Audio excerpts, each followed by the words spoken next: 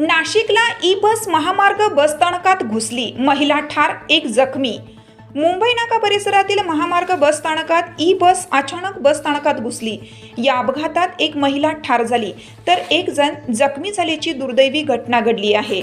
या अपघाताविषयी मिळालेली माहिती अशी की शिर्डी येथून नाशिकला जाणारी ई बस MS04 LQ 9462 महामार्ग स्थानकात शनिवारी रात्री 10:30 वाजण्याच्या सुमारास फलाटावर चौकशी कक्षासमोर थांबली होती।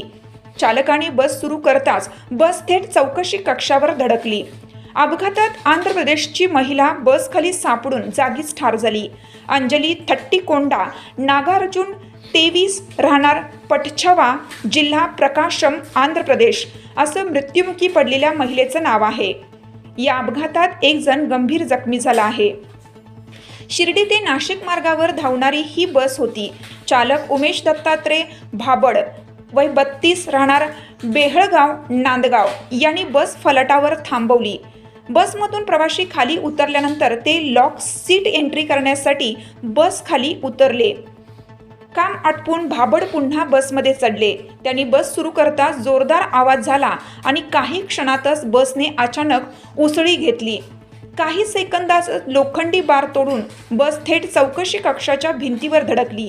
याच दरम्यान चौकशी कक्षाजवळच्या ओट्यावरून पती मुप्पाल्ला नागार्जुन, वय 30, राहणार कोंडीकंडर, जिल्हा प्रकाशम यांच्यासोबत चालक असलेल्या अंजली नागार्जुन यांना बसची जोरात धडक बसल्याने त्यांचा मृत्यू झाला।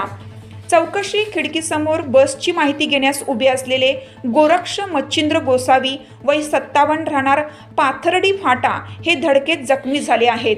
या घटनेत चौकशी कक्षाची एका बाजूची भिंत पूर्णतः कोसळली आहे। हा प्रकार पाहताच स्थानकातील कर्मचाऱ्यांनी घटनास्थळी धाव घेतली। गोसावी यांना जिल्हा रुग्णालयाच्या अतिदक्षता विभागात दाखल करण्यात आलं आहे।